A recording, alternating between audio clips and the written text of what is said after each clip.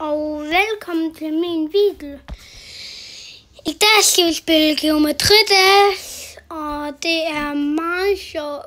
Vi prøver lige at starte med den allerførste bane. Den her stive matte. Det er den allernemmeste.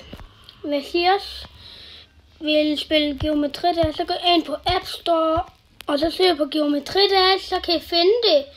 Og det er bare et super sjovt spil. Og så skal jeg bare lige vide, når man trykker, så hopper man. Og så kommer der også et fly på et tidspunkt. Det skal man trykke for at kunne flyve på. Og så noget mere I skal huske, det er like og subscribe til den her virkelig fede video. Det er nemlig et virkelig sjovt spil.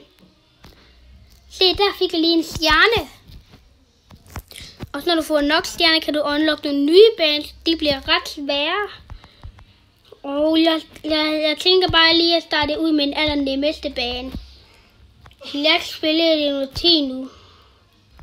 Så det er sådan ret fedt. Så skal jeg også lige huske at tage stjernerne.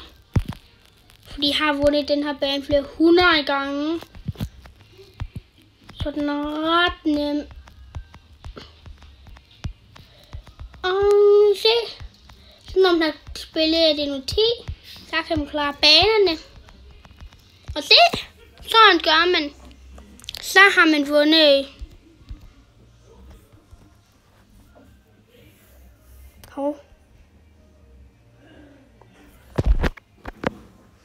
Ja, vi kommer lige til en reklame.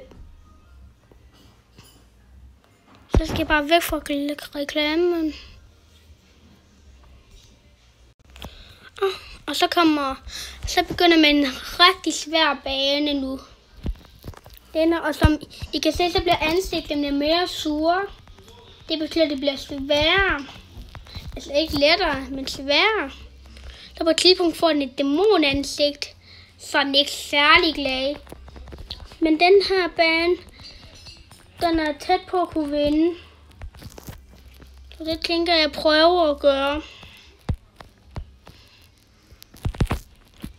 Så hvis I vil spille Geometridash, så gå hen og find det.